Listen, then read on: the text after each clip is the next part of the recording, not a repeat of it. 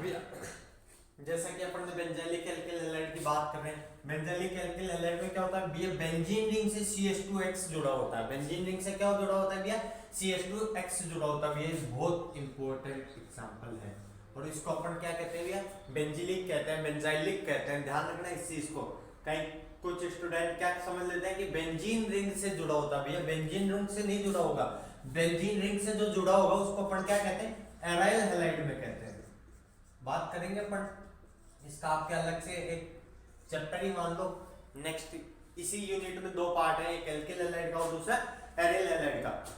कि अपन बात करते हैं भैया एराइल हैलाइड में क्या होता है कि कोई भी एरोमेटिक रिंग हो, कोई भी क्या हो गया, जैसे ये अपनी क्या है एरोमेटिक रिंग, इससे अपन क्या जोड़ दें, हैलोजन, तो उसको कहते हैं भैया एरिल हैलाइड, ना कि बेंजिलिक हैलाइड। तो ये है और ये क्या है भैया, एरिल हैलाइड। जैसे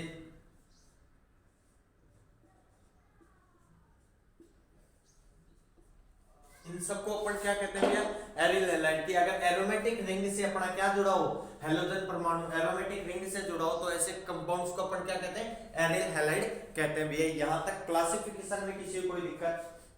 हाँ भाई, एल्किल हैलाइड का क्लासिफिकेशन वर्गीकरण सबसे पहले अपन ने किस आधार पर बांटा भैया, कि कार्बन परमाणु हैलोजन परमाणुओं की संख्या के आधार पर इनको मुख्यतः चार भागों में बांटा। बांट तो और भी सकते हो, पेंटा हेक्सा जो भी थे, प्राथमिक द्वितीयक तृतीयक और चतुर्थक। क्या भैया, mono alkyl halide, di alkyl halide, tri alkyl halide और टेट्रा एल्किल हैलाइड। क्या भैया, मोनो का मतलब कि जिसमें एक हेलोजन परमाणु उपस्थित हो, ऐसे एल्किल हैलाइड जिनमें एक हेलोजन परमाणु उपस्थित हो।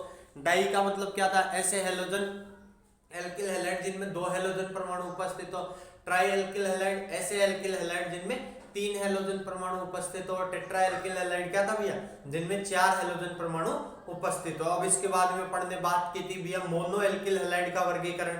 अपन ने किसकी बात की थी भैया, मोनो एल्किल हैलाइड का वर्गीकरण। मोनो एल्किल हैलाइड का वर्गीकरण पढ़ा तो उसमें अपन ने क्या देखा कि भैया, अपन ने देखा कि मोनो एल्किल हैलाइड भी अलग प्रकार के थे, कि जैसे उसके अंदर प्राथमिक द्वितीयक तृतीयक। इसको किस आधार पर बांटा भैया, कि कार्बन परमाणु जो अपना हेलोजन परमाणु है, जिस कार्बन परमाणु से जुड़ा होता है उसी आधार पर हम इन्हें मुख्यतः तीन भागों में बांटा था। कौन सा, प्राथमिक एल्किल हैलाइड। प्राथमिक एल्किल हैलाइड में क्या था कि हेलोजन परमाणु जिस प्राथमिक कार्बन परमाणु से जुड़ा होता है। द्वितीयक एल्किल हैलाइड में क्या था कि हेलोजन परमाणु द्वितीय कार्बन परमाणु से जुड़ा होता है। और तृतीयक एल्किल हैलाइड में कि हेलोजन परमाणु तृतीय कार्बन परमाणु से जुड़ा होता है। उसके बाद में अपन ने बात की कि एलिलिक एल्किल हैलाइड क्या होते हैं, विनाइलिक एल्किल हैलाइड क्या होते हैं, एरिल हैलाइड क्या होते हैं और बेंजिलिक एल्किल हैलाइड क्या होते हैं। भैया अब आते हैं अपन एक मेन टॉपिक जो आपके बहुत बार इसमें क्वेश्चन भी पूछा जाता है कि निम्न का यूपीएससी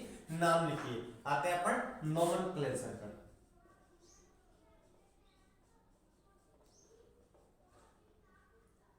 क्या भैया, कि एल्किल हैलाइड का नामकरण। एल्किल हैलाइड का नामकरण का भैया अपन देखते हैं कि अपन इसका नामकरण पढ़ेंगे भैया आईयूपीएसी नामकरण। कुछ एक होते हैं जिनके क्या होते हैं, रूप नाम होते हैं, उसकी बात करेंगे अपन। उससे पहले अपन देखते हैं भैया किसका, एल्किल हैलाइड का कौन सा आईयूपीएसी नामकरण। जैसा कि आपको सभी को पता आईयूपीएसी नाम आपको लिखने भी आते हैं। मैं कुछ एग्जांपल लिखता हूं, बस अपन उनके नाम लिखेंगे।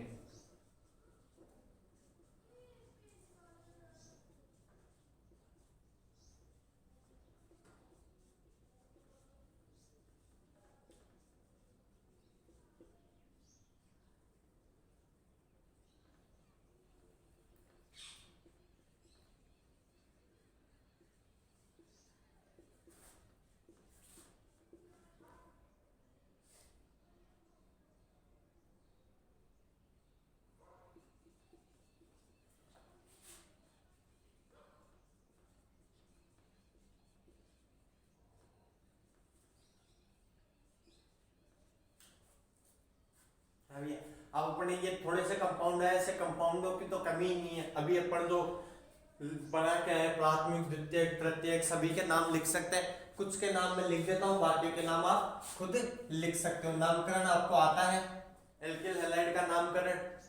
अभी आईयूपीएसी नामकरण अपन पढ़ के, एल्केन का नामकरण ही होता है ये। इसमें केवल प्रतिस्थापित रूप में क्या आ जाता है अपने हेलोजन एटम प्रेजेंट होते हैं, हेलोजन परमाणु उपस्थित होते हैं, ये ब्रोमीन। ठीक है, इसको क्या लिखेंगे अपन भैया, क्लोरो,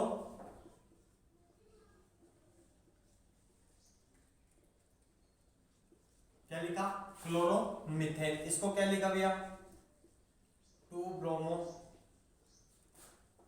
प्रोपेन। इसको क्या लिखेंगे भैया अपन, इसका नामकरण करेंगे, उससे पहले अपन क्या बनाएंगे, एक चेन बनाएंगे।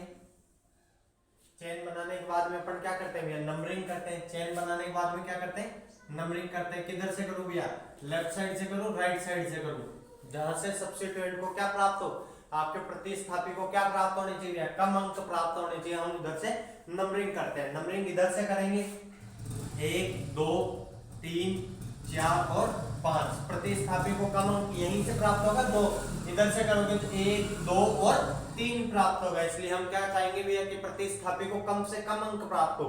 तो इसको अपन क्या नाम लिखेंगे, इसका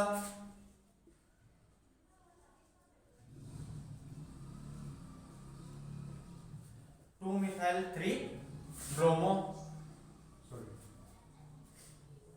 अब ये नाम कैसे लिखते हैं, अल्फाबेटिक ऑर्डर में लिखते हैं। आपको पता है कि जिसका अल्फाबेट पहले आता है, जिसका ए बी सी डी में, तो भैया भैया यहाँ क्या है, मिथाइल, मिथाइल का एम और ब्रोमो का डी, पहले क्या आएगा, ब्रोमो। इसलिए अपन क्या लिखेंगे भैया, 3 ब्रोमो 2 मिथाइल और 1 2 3 4 5, 5 कार्बन है। 5 कार्बन के लिए क्या यूज करते हैं अपन, पेंट। 3 bromo 2 methyl pentane. अब बात करते हैं भैया इसकी, यही चेन बनेगी, यही चेन बनेगी। तो भैया आप नंबरिंग किधर से करोगे, कि आप क्या चाहोगे कि प्रतिस्थापी को आपको क्या मिले, कम अंक प्राप्त हो, लीस्ट नंबरिंग मिले। तो आप क्या चाहोगे, नंबरिंग इधर से करें, प्रतिस्थापी को कितना अंक प्राप्त हो रहा है, 2। इधर से करोगे, प्रतिस्थापी को कितना अंक प्राप्त हो रहा है, 2। भैया दोनों साइड से ही 2 प्राप्त हो रहा है। तो अब हम देखते हैं कि भैया किसका अल्फाबेट पहले आ रहा है, बी पहले आता है या सी पहले आता है, ब्रोमो का बी और क्लोरो का सी। तो हम बात करेंगे कि सर ब्रोमो का बी पहले आता है, इसलिए हम क्या करेंगे भैया, इसका कैसे नाम लिखेंगे, ये गलत, अपन किधर से करेंगे नंबरिंग, ओके। जब अपन बात करते हैं कि यहां क्या नाम होगा भैया, 2 ब्रोमो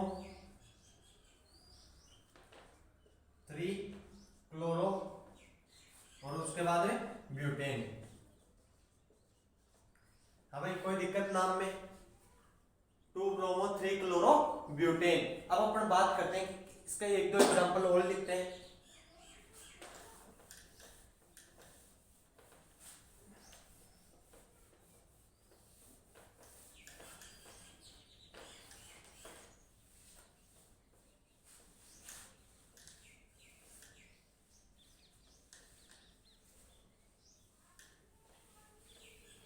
अभी जैसे कुछ एग्जांपल, डाई ट्राई वो सफिक्स लगाना और बताते हैं आपको प्रीफिक्स अनुलग्न कैसे लगते हैं।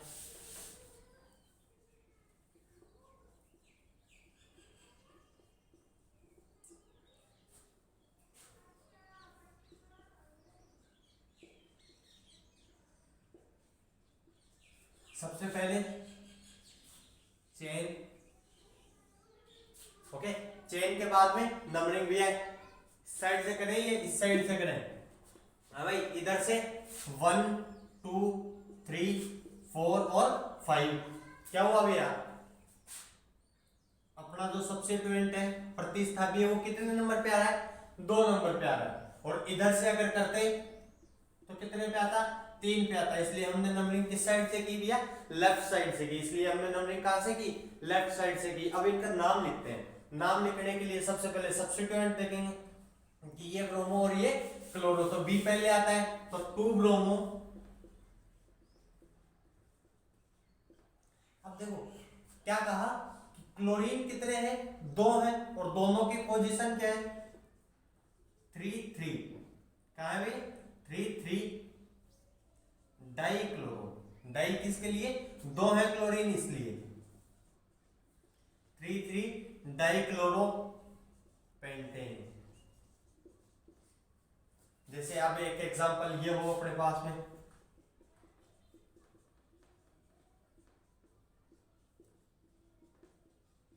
हाँ भैया किधर से करेंगे नंबरिंग,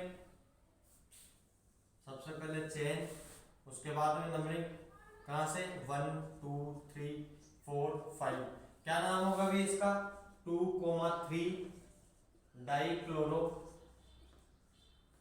और पेंटेन।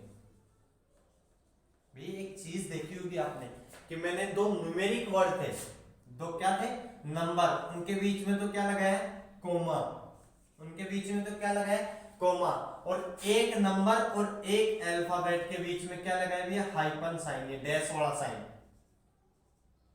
हर जगह देख लो, सब जगह यूज किया मैंने। हाँ भाई अपन बात करते हैं अब, हाँ भाई क्या बात की थी कि देखो जब दो मैंने क्या लिखे न्यूमेरिक वर्ड, तो उनके बीच में क्या था अपना कोमा, और एक न्यूमेरिकल और एक अल्फाबेट के बीच में अपन क्या लगाते हैं भैया हाइपन का चिन्ह लगाते हैं भैया, इस चीज को ध्यान में रखना पड़ेगा। ओके आपका नामकरण हो गया, कोई दिक्कत नामकरण में। इसके बाद में अपन बात करेंगे भैया समावयवता, वैसे अपन स्टीरियो पढ़ेंगे तब और आएगा ये चीज, लेकिन फिर भी एल्किल हैलाइड में अपन किसकी बात करेंगे समावयवता की, आइसोमेरिज्म की। सबसे पहले बात कर लेते हैं, छोटी सी बात कर लूं कि भैया आइसोमेरिज्म क्या होता है। हाँ भाई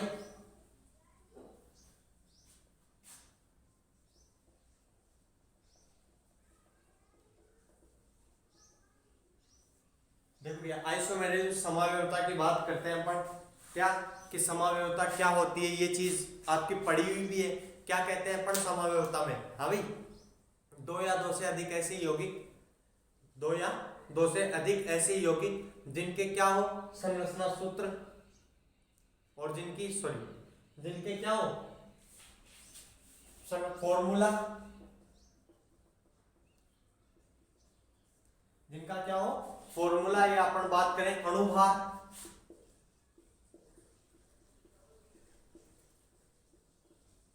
मॉलिक्यूलर मास, दोनों क्या हो सेम हो, दोनों क्या हो समान हो, लेकिन उनकी भौतिक गुण और रासायनिक गुण क्या हो परिवर्तित हो, उनके भिन्न भिन्न हो, भौतिक गुण और रासायनिक गुण उनके क्या हो भिन्न भिन्न हो, ऐसे यौगिक क्या कहलाते हैं समावयवी कहलाते हैं, और ऐसी इस गुण को क्या कहते हैं भैया समावयवता कहलाते हैं। अर्थात वे यौगिक जिनके संरचना परमाणु सूत्र एवं परमाणु भार क्या हो समान हो, किंतु वो क्या उनके भौतिक एवं रासायनिक गुण क्या हो भिन्न भिन्न हो, क्या कहलाते हैं भैया समावयवी, तथा इस गुण को क्या कहते हैं समावयवता। अब अपन बात करेंगे नीत की समावयवता के टाइप क्या है, कैसी होती है समावयवता, ये अपने भैया सेकंड यूनिट में है पूरी समावयवता, वहां बात करेंगे अपन।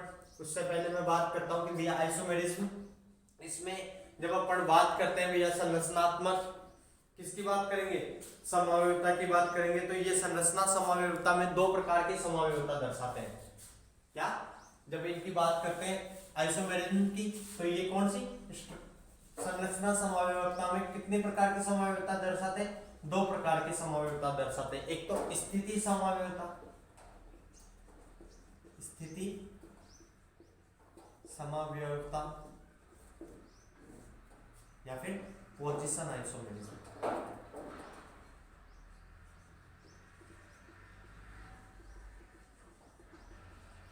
एक बात करता हूं क्या श्रृंखला समावयवता,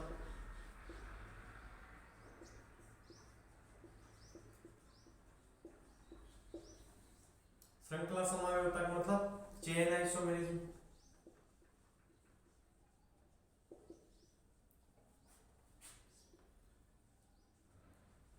क्या मतलब है अभी देखते हैं इन दोनों समावयवताओं से, कि जैसे स्थिति समावयवता की बात करूं, किसकी बात करें भैया अपन स्थिति समावयवता की बात करें, तो जैसे मैं एक एग्जांपल लिखता हूं,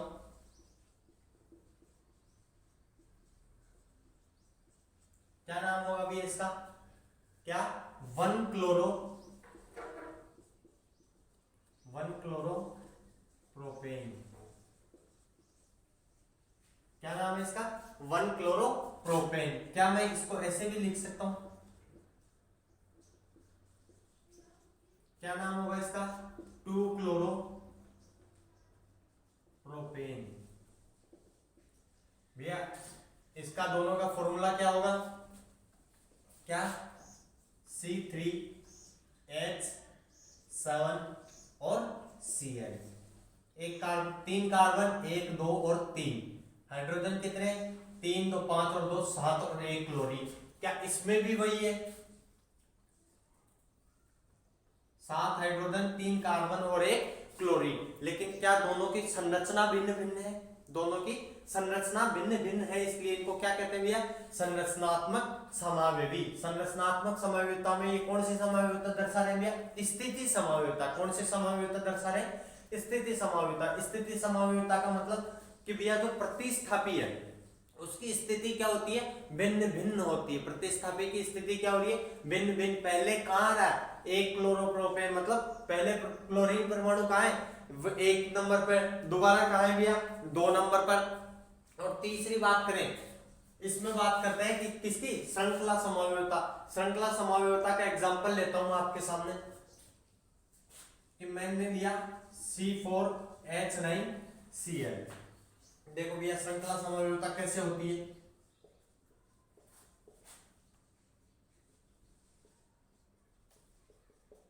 कोई दिक्कत नहीं है। क्या नाम है इसका?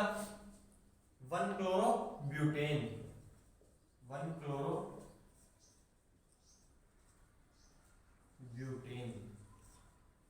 इसके बाद में बात करूं कि अगर इसमें आपको क्या दिखानी हो?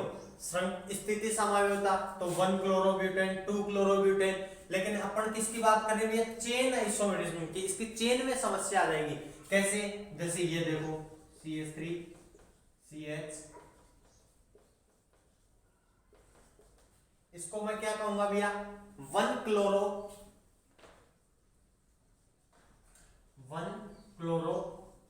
2 मिथाइल और प्रोपेन। तो क्या भैया इसकी चेन में कमी आई? इसकी चेन ही परिवर्तित हो गई। पहले कौन सी चेन थी? ब्यूटेन। अब कौन सी चेन हो गई इसकी? प्रोपेन। तो ऐसी समावयवता को अपन क्या कहते हैं भैया? हाँ भैया, श्रृंखला समावयवता। श्रृंखला समावयवता में क्या होता है कि भैया अपनी जो मुख्य श्रृंखला, प्रिंसिपल चेन, हाइड्रोकार्बन श्रृंखला में क्या हो जाता है? परिवर्तन हो जाता है। हाइड्रोकार्बन श्रृंखला ही क्या हो जाती है? परिवर्तित हो जाती है। पहले कौन सी? अपनी प्रिंसिपल चेन में कितने कार्बन थे? 4 कार्बन थे। और अब प्रिंसिपल चेन में कितने कार्बन रह गए भैया? 3 कार्बन रह गए।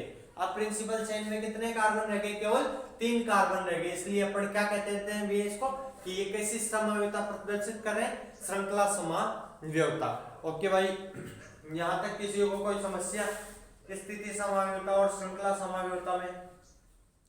हाँ, अब देखो अपन जब पढ़ेंगे स्टीरियो तब आपको बताएंगे कि कुछ इनमें ऐसे कंपाउंड भी हैं जो कौन सी समावयवता दर्शाते हैं भैया? प्रकाशीय समावयवता। कौन सी समावयवता दर्शाते हैं? प्रकाशीय समावयवता। उस चीज की बात अपन तब करेंगे। फिर भी एक एग्जांपल देख लेते हैं कि जो कायरल कार्बन होते हैं भैया, जानते हो ना किरेल कार्बन किनको कहते हैं? कि वो कार्बन जिसके चारों क्या भैया संयोजकताएं भिन्न भिन्न समूहों से कंप्लीट होती है। मतलब कि एक कार्बन जिसके चारों प्रतिस्थापी क्या होते हैं भैया? अलग अलग होते हैं। क्या कहलाता है? किरेल कार्बन कहलाता है। जैसे इसकी बात कर लेते हैं अपन।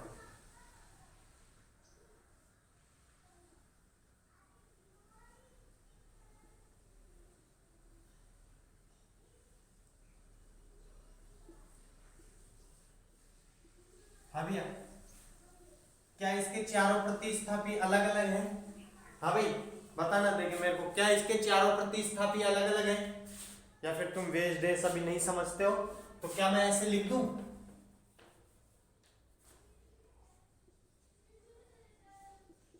हाँ भैया, क्या इसके मैं ये पूछ रहा हूं चारों प्रतिस्थापी अलग अलग है? हाँ है ना भाई। तो ऐसे ये एच ही आ गई क्या यार? फिर से CH3 करो इसको। क्या कहा? ऐसे कार्बन को अपन क्या कहते हैं भैया? किरेल कार्बन कहते हैं। कि एक पे हाइड्रोजन, एक पे इथाइल, एक पे मिथाइल और एक पे क्लोरीन। ऐसो की जब अपन देखते हैं भैया प्रकाशिक समावयवता, ये क्या दर्शाते हैं? प्रकाशीय समावयवता दर्शाते हैं। बात करेंगे क्या होती है, उस चीज पे नहीं जाएंगे।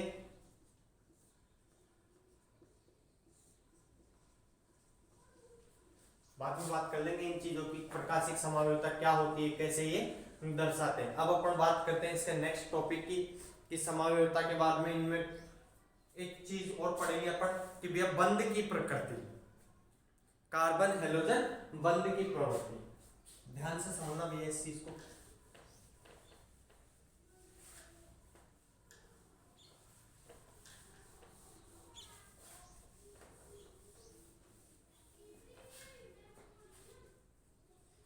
कार्बन हेलोजन बंध की प्रकृति मतलब, बंध की प्रकृति का मतलब भैया कि मैं बात करूं कि 3 एग्जांपल लेते हैं अपन, CH3 Cl CH3 Br और CH3I। अब मैं बात करूं कि भैया इन ये 3 कंपाउंड मैंने लिए, हाँ भाई, इसमें तीनों हाइड्रोजन तो सेम है, केवल क्या बदल रहा है, एक जगह क्लोरीन आ गया, एक जगह ब्रोमीन आ गया और तीसरी जगह कौन आ गया, आयोडीन आ गया। मैं बात करता हूं भैया सबसे पहली बात कि इनके बंध कैसे होते हैं। हाँ भाई, इनका बॉन्ड वीक है, स्ट्रॉन्ग है, वीक है तो कौन सा वीक है, कैसे वीक देखते हैं अपन। कि मैं बात करूं इसमें सबसे पहले कि कार्बन क्लोरीन वाले बंध की बात करते हैं। ये मान लीजिए कार्बन क्लोरीन का बंध है, ये कार्बन ब्रोमीन का बंध है और ये कार्बन आयोडीन का बंध है।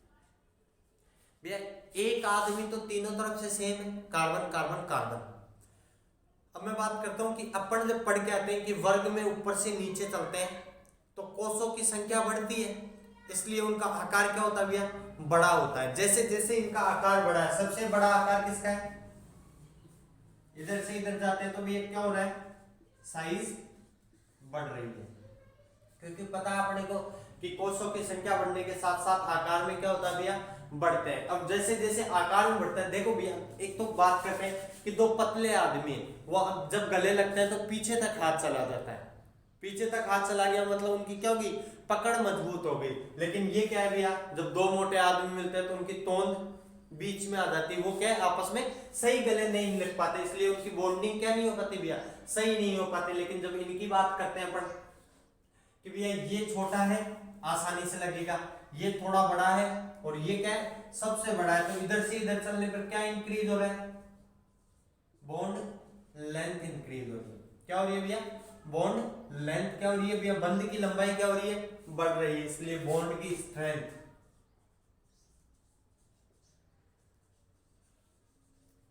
बंध की प्रबलता क्या होगी भैया, कम होगी। मतलब सबसे प्रबल बंध किसके बनते हैं, यहां पे है, ओके, यहां फिर दुर्बल और यहां सबसे दुर्बल बंध उपस्थित होता है।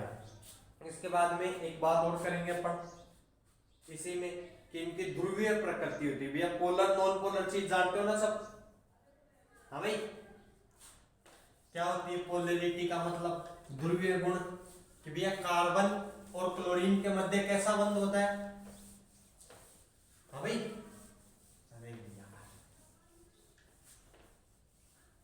देखो अपन बात करते हैं कि ये कार्बन 3 हाइड्रोजन है पीछे और ये क्या है अपना हेलोजन। अब अपन जानते हैं कि भैया इलेक्ट्रॉन नेगेटिविटी विद्युत ऋणता किसकी ज्यादा है, हेलोजन परमाणु की क्या होती है भैया, विद्युत ऋणता का मान ज्यादा होता है, हेलोजन परमाणु की विद्युत ऋणता का मान क्या होता है भैया, ज्यादा होता है। तो इसलिए इस पर कौन सा चार्ज, पार्शियली नेगेटिव चार्ज, इस पर कौन सा चार्ज, पार्शियली नेगेटिव चार्ज, और इस पर कौन सा चार्ज होता है भैया, पार्शियली पॉजिटिव चार्ज। इसका मतलब क्या है कि दोनों इलेक्ट्रॉन बंध के जो दोनों इलेक्ट्रॉन होते हैं वो किसकी तरफ आकर्षित रहते हैं भैया, हाँ भाई, किसकी तरफ आकर्षित रहते हैं, हेलोजन की तरफ रहते हैं। इसलिए हेलोजन पर क्या आंशिक ऋणावेश है और कार्बन पर क्या है आंशिक धनावेश। तो भैया क्या 2 पोल जनरेट हो गए, ध्रुव उत्पन्न हो गए, द्विध्रुव। इसीलिए इसको क्या कहते हैं भैया कि ये द्विध्रुव प्रकृति का होता है। ये किस प्रकृति का होता है भैया, द्विध्रुव प्रकृति का। द्विध्रुव प्रकृति का है तो भैया उसका लिए कुछ डाइपोल मोमेंट का मान भी होगा,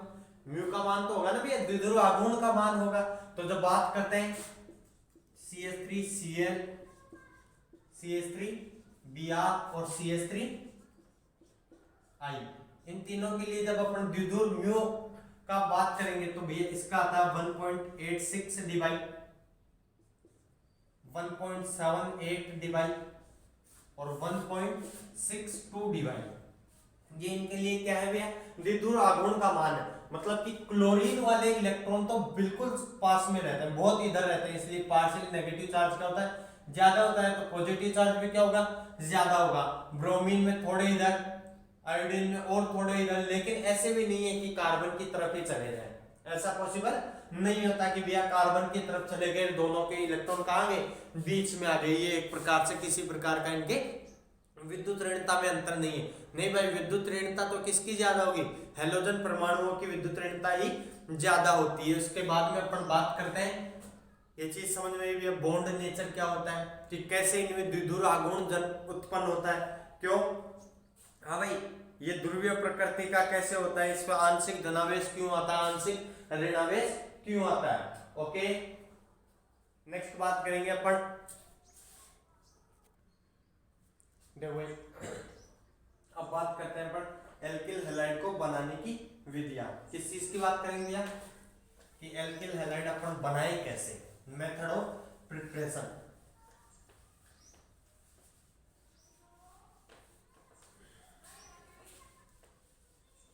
भैया सबसे मेन चीज है ये मेथड, आगे कोई ना कोई रिएक्शन अपन, जैसे कोई सा भी नेक्स्ट ईयर अपन टॉपिक पढ़ेंगे, alcohol, phenol, ether, carboxylic acid, amine, वेमीन, जो भी आप पढ़ोगे उनमें भी ये चीजें काम में आती है। फिर वहां ये नहीं बताया कि देखो भैया ये इससे बना हुआ है, ये अपने को याद रखना रहता है, ऑब्वियस रहता है कि हाँ भाई ये चीज तो अपन पहले पढ़ के आ चुके हैं। अब अपन बात करते हैं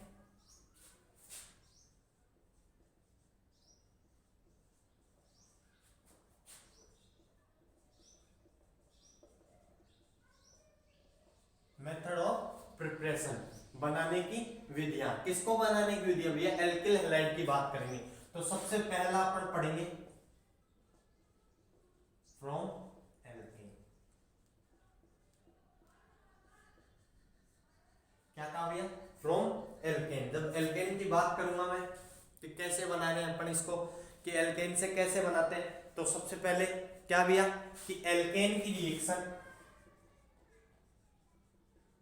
एल्केन की रिएक्शन अपन किससे भैया, Br2 या Cl2 से। सनलाइट के प्रेजेंस में, HNu लिख सकता हूं, सनलाइट के प्रेजेंस में करवाते हैं तो क्या बनता है भैया, एल्काइल ब्रोमाइड या एल्काइल क्लोराइड लिखेंगे भैया। क्या, एल्केन की अभिक्रिया, एल्केन की अभिक्रिया ब्रोमीन या क्लोरीन से, एल्केन की अभिक्रिया ब्रोमीन या क्लोरीन से प्रकाश की उपस्थिति में करवाने पर, प्रकाश की उपस्थिति में करवाने पर क्रमशः ब्रोमो एल्केन एवं क्लोरो एल्केन प्राप्त होते हैं। क्या प्राप्त होते हैं भैया, ब्रोमो एल्केन एवं क्लोरो एल्केन प्राप्त होते हैं। अब देखो एक दो देखते हैं अपन, एग्जाम्पल लेते हैं। पहली बात इसमें एक और भैया, कि इसमें किसका निर्माण होता है भैया, मुक्त मूलकों का निर्माण होता है। इसमें किसका निर्माण होता है भैया, फ्री रेडिकल का फॉर्मेशन होता है। ध्यान रखना भैया इस चीज को, मेन चीज है, किसका निर्माण होता है इसके अंदर, मुक्त मूलकों का निर्माण होता है। इस क्रियाविधि में किसका निर्माण होता है भाई, मुक्त मूलकों का निर्माण होता है। आपको पता है, अपनी बात हो चुकी है ये चीज, ठीक है। अब मैं बात करता हूं कि एक दो एग्जांपल लेते हैं अपन। यहाँ भी एक चीज और है कि सबसे पहले अगर जो अपना एल्किल हैलाइड बन रहा है उसकी प्रायोरिटी क्या आएगी, कि भैया सबसे पहले तृतीयक बनेगा, द्वितीयक बनेगा और फिर प्राथमिक बनेगा। तृतीयक, द्वितीयक और टर्सरी, सेकेंडरी और प्राइमरी की अगर कहीं पे संभावना है क्या, कि दो प्रकार के एल्किल हैलाइड बन रहे हैं, तो उसमें अपन प्रायोरिटी किसको देंगे भैया, कि सबसे पहले तो अपन किसको देंगे प्रायोरिटी, तृतीय को, फिर द्वितीय को और फिर प्राथमिक को। देखो भैया दो चीज और है इसमें, क्लोरीन और ब्रोमीन। देखो पहले एग्जांपल देख लेते हैं अपन, कि अगर मैं क्या कर रहा हूं, मीथेन की रिएक्शन किससे कर रहा हूं, क्लोरीन से। ठीक है, अपन 400 केल्विन के आसपास टेम्परेचर लेते हैं। ठीक है, और वही सनलाइट क्या बनेगा भैया,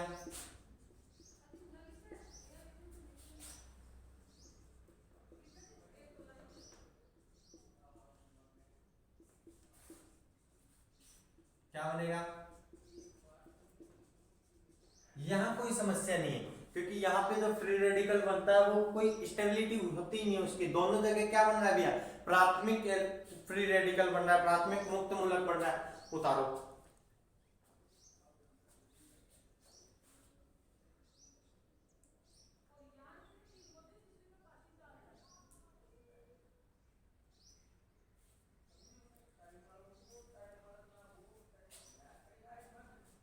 ठीक है, अब अपन बात करते हैं नेक्स्ट रिएक्शन की।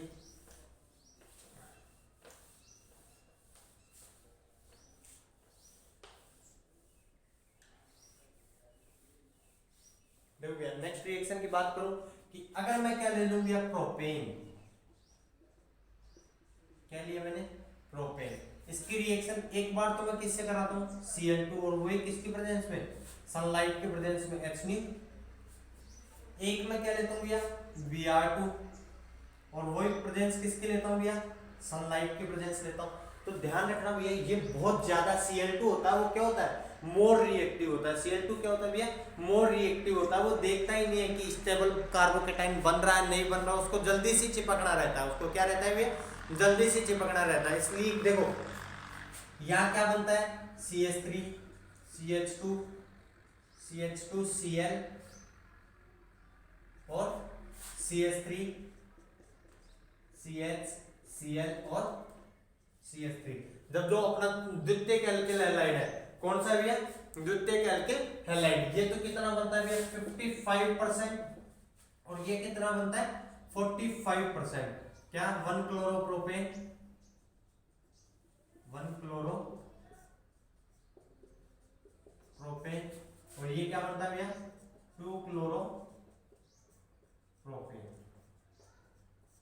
क्या भैया, 1 क्लोरोप्रोपेन, और एक जगह क्या बना, 2 क्लोरोप्रोपेन। 2 क्लोरोप्रोपेन तो कितना बनता है, 55%, और 1 क्लोरोप्रोपेन कितना बन रहा है, 45%। ज्यादा कोई चेंज डिफरेंस आता नहीं है। लेकिन जब ब्रोमीन की बात करते हैं कि भैया ब्रोमीन इतना रिएक्टिव, सॉरी, ब्रोमीन क्या होता है, इतना ज्यादा रिएक्शन होता नहीं है। ब्रोमीन आराम आराम से रिएक्शन करता है। वो क्या देखता है भैया, स्टेबिलिटी देखता है।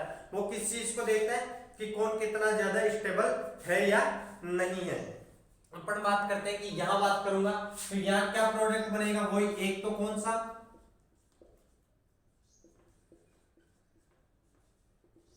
1 ब्रोमोप्रोपेन, 1 ब्रोमोप्रोपेन, और एक क्या बनेगा भैया, 2 ब्रोमोप्रोपेन।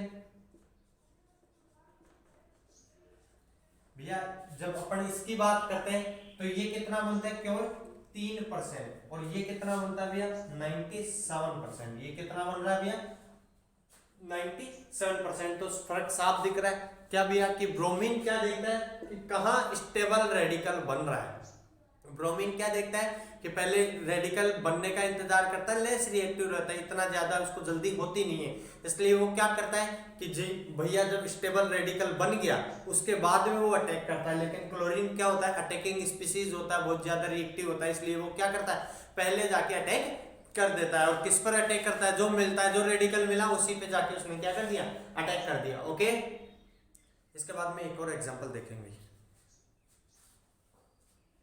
ये बता दो।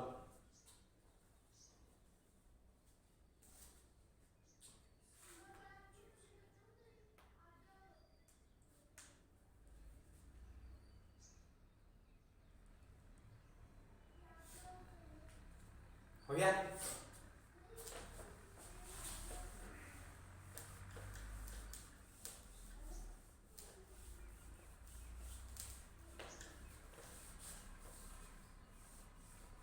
और क्लोरीन को जब रिएक्शन करवाने के लिए ज्यादा टेम्परेचर की आवश्यकता नहीं होती। ठीक है, अपन बात करते हैं, एक एग्जांपल और लेता हूं मैं कि अपन उससे बात करें।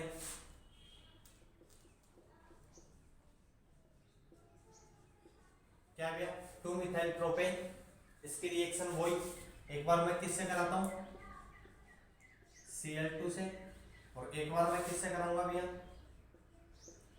ब्रोमीन से। जब अपन बात करते हैं भैया तो अपने को क्या पता है, एक तो अपना टर्सरी प्रोडक्ट बनना ही है, क्या बनेगा प्रत्येक उत्पाद बनेगा, तो क्या बना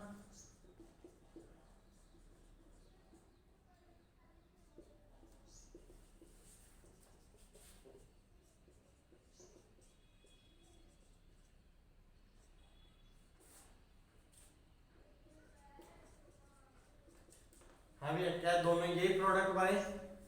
अपन बात करते हैं कि एक प्रोडक्ट क्या है और एक प्रोडक्ट क्या है, इसका नाम क्या होगा भैया 2 क्लोरो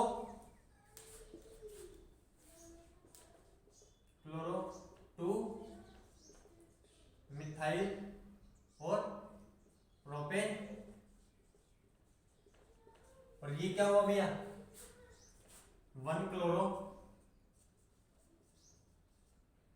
2 मिथाइल प्रोपेन। नाम लिख सकते हो ना भाई,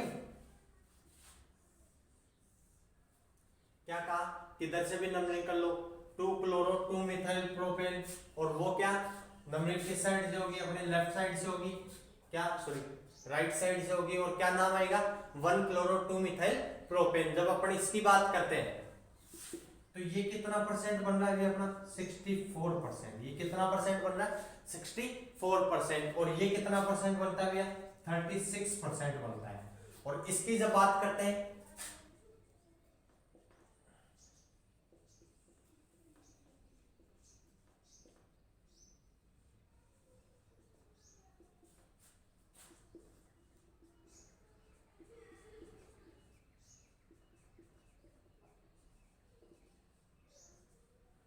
अब ये क्या नाम है इसका वही 2 ब्रोमो 2 मिथाइल प्रोपेन, और ये क्या बना भैया 1 ब्रोमो 2 मिथाइल प्रोपेन।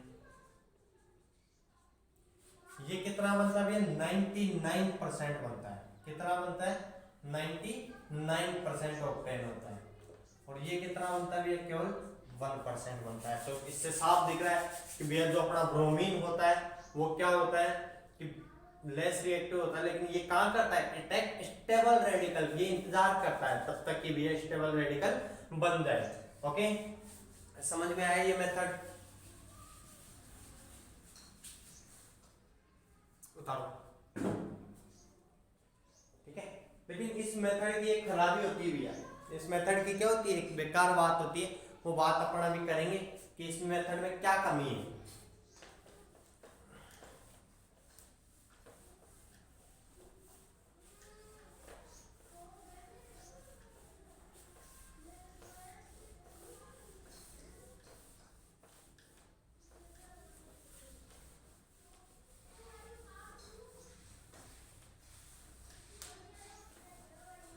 इस मेथड को अपन ज्यादा यूज में लेते नहीं है, एल्किल हैलाइड बनाने के ज्यादा यूज में लेते नहीं है। जैसे मैं बात करूं कि अगर मैं मीथेन की रिएक्शन किससे करा दूं क्लोरीन से, किसकी प्रेजेंस में सनलाइट की प्रेजेंस में करवाता हूं, तो क्या होता है भैया HCl निकला और क्या बना CH3Cl, क्या क्लोरोमीथेन बना।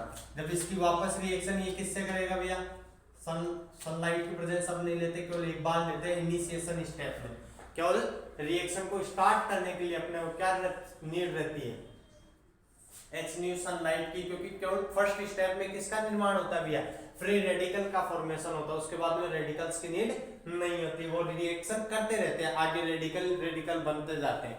ठीक है बात करते हैं कि एच न्यू यहां लिया, फिर ये वापस क्या करता है Cl2 से रिएक्शन करता है, HCl निकला क्या बना भैया डाइक्लोरोमीथेन, फिर वापस ये Cl2 से रिएक्शन करता है क्या बना ट्राइक्लोरोमीथेन या क्लोरोफॉर्म भी बोलते हैं, वापस किससे रिएक्शन करेगा भैया ये Cl2 से एक HCl और निकला और क्या बना टेट्राक्लोरोमीथेन। तो यहाँ क्या कहूंगा कि भैया इसमें mono di tri tetra hello alkyl halide के क्या प्राप्त होते हैं, हमारे को मिश्रण प्राप्त होता है। यहाँ क्या दिया, mono di tri tetra alkyl halide के मिश्रण प्राप्त होते हैं। अतः ये अपन एक प्रकार से उपयोगी नहीं मानते इस मेथड को। लेकिन हाँ ये बात है कि इनको किस द्वारा, प्रभाजी आसवन द्वारा, डिस्टिलेशन द्वारा इनको क्या कर सकते हैं, अपन पृथक कर सकते हैं, अलग अलग कर पाते हैं भैया। ओके, फर्स्ट मेथड समझ में आया कि एल्केन की अभिक्रिया अपन किससे, क्लोरीन या ब्रोमीन से प्रकाश की उपस्थिति में करवाने पर एल्किल हैलाइड प्राप्त होते हैं। ओके, लेकिन यहाँ कौन सी मैकेनिज्म होती है, हाँ भाई कौन सी मैकेनिज्म ऑब्टेन होती है यहाँ पे, मुक्त मूलक प्रतिस्थापन अभिक्रिया। पढ़ के आए भी अपन ये चीज कि यहाँ कौन सी अभिक्रिया होती है, मुक्त मूलक प्रतिस्थापन अभिक्रिया होती है। और सबसे मुख्य बात कि यहाँ पे जो रेडिकल का निर्माण होता है वो क्या होता है, 3 डिग्री, अपन बात कर लें कि 3 डिग्री, 2 डिग्री और 1 डिग्री जो अपना प्रोडक्ट बनता है उसकी स्टेबिलिटी भी यही होती है कि सबसे ज्यादा प्रोडक्ट कौन सा बनेगा अपना, 3 डिग्री, 2 डिग्री और 1 डिग्री। अगर कहीं 2 प्रोडक्ट बन रहे हैं तो कौन सा मेजर होगा, 3 डिग्री। ये बात है कि क्लोरीन में उसकी अमाउंट कम बनती है और ब्रोमीन के साथ जब करवाते हैं तो उसकी अमाउंट मात्रा क्या होती है, हमको ज्यादा प्राप्त होती है। ओके,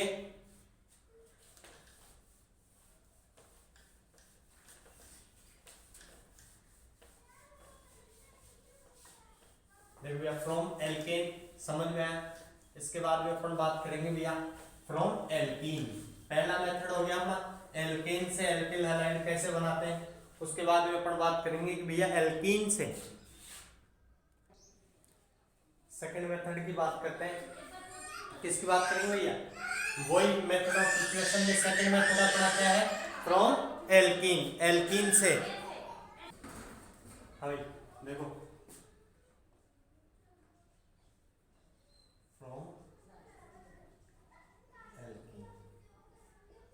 किससे भाई, किसकी बात करेंगे अपन, एल्कीन से कैसे निर्माण होता है। तो अपन पहले भी इस चीज की बात कर चुके हैं। फ्रॉम एल्कीन का मतलब क्या है कि एल्कीन से क्या भाई, मैं क्या कहूं, एल्कीन पर किसका योग करवाएंगे अपन, हाइड्रोजन हैलाइड की रिएक्शन करवाते हैं तो अपन क्या प्राप्त होगा भैया, एल्काइल हैलाइड। क्या प्राप्त होगा, एल्काइल हैलाइड। और कौन से रूल के अकॉर्डिंग प्राप्त हो गया भैया, मार्कोनिकोव। जैसा कि आपको पढ़ा दिया मैंने, मार्कोनिकोव रूल क्या था आप सभी जानते हैं। मार्कोनिकोव रूल क्या है भैया, हाँ भाई मार्कोनिकोव रूल क्या है, पढ़ा है ना आपने, क्या कि योग एल्कीन पर नाभिक स्नेही का योग उस कार्बन पर, द्विबंधित उस कार्बन पर होता है जहां हाइड्रोजन परमाणुओं की संख्या कम होती है। क्या कहलाता है ये, मार्कोनिकोव रूल कहलाता है। जैसे कुछ एग्जांपल्स की बात करेंगे अपन कि जैसे मैं ये लेता हूं,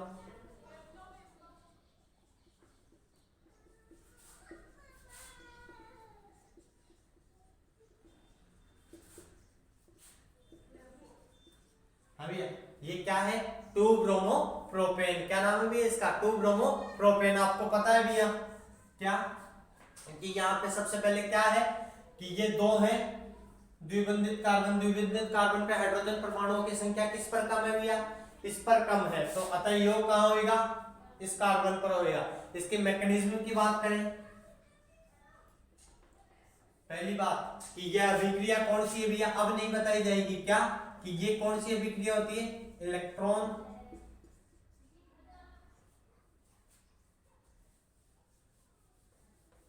अभी ये कौन सी अभिक्रिया की बात होती है कि अपन बात करते हैं पहले इस अभिक्रिया को अपन क्या कहते हैं भैया कि ये कौन सी अभिक्रिया है, इलेक्ट्रॉन स्नेही योगात्मक अभिक्रिया का उदाहरण होती है। कौन सी अभिक्रिया का उदाहरण है भैया, ये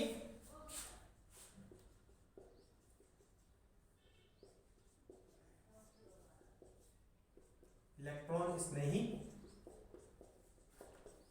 योगात्मक अभिक्रिया का उदाहरण भी है। ये ध्यान रखना, इस चीज को बताई नहीं जाएगी। इसके अलावा इसमें किसका निर्माण होता है भैया,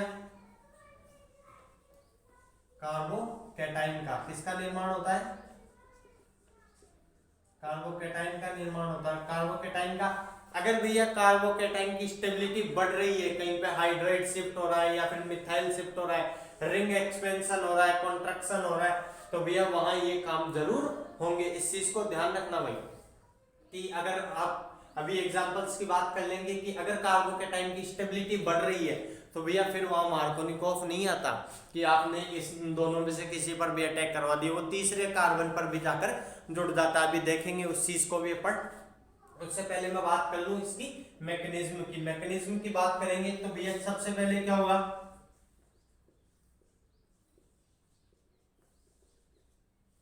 ये किसके साथ रिएक्शन करेगी भैया, HBr के साथ। या फिर मैं बात करूं तो सबसे पहले अटैक किसका होगा, H प्लस का अटैक होगा। H प्लस का अटैक होके क्या बनेगा भैया,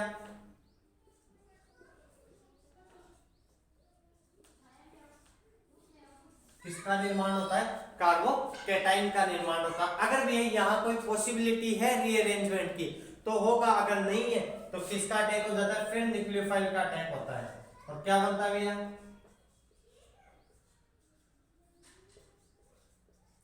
फिर किसका निर्माण होगा अपना, अभी 2 ब्रोमो प्रोपेन। लेकिन अभी अपने एक एग्जांपल देखते हैं जहां कार्बोकेटाइन तो बनेगा लेकिन उसमें क्या होगा, फिर रीअरेंजमेंट होगा। रीअरेंजमेंट कैसे होगा, उसमें प्रतिस्थापन कैसे होगा, मोर स्टेबल कार्बोकेटाइन का फॉर्मेशन होता है। देखो कैसे होता है,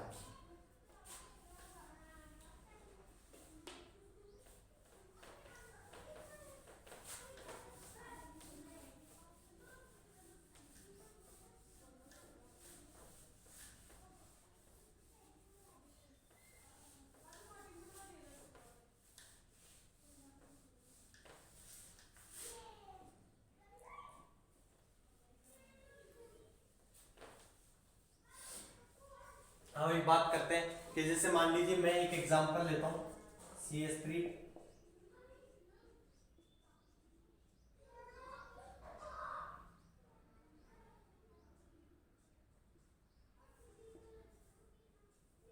हाँ भैया, मैंने क्या लिया, एक एल्कीन ली है,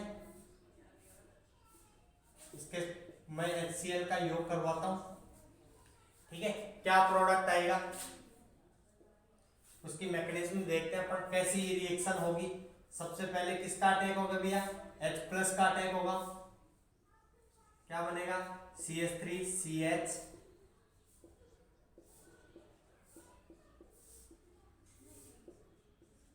क्या है भैया, यहाँ पे क्या है, एक कार्बोकेटाइन बन रहा है। कौन सा कार्बोकेटाइन बन रहा है, 2 डिग्री कार्बोकेटाइन बन रहा है। तो भैया यहाँ पे ये जो हाइड्रोजन एटम है, मैंने सिखाया आपको हाइड्राइड शिफ्ट, और क्या बनेगा भैया, कार्बोकेटाइन रीअरेंजमेंट। यहाँ क्या हुआ भैया, कौन सा रीअरेंजमेंट हुआ, 1 to हाइड्राइड शिफ्ट। कौन सा रीअरेंजमेंट हुआ भैया यहाँ पे, 1 to हाइड्राइड। जैसा कि पढ़ा चुके हैं भैया, ये चीज आपके हो चुकी है। इसके बाद में अपन बात करेंगे क्या प्रोडक्ट है अपना,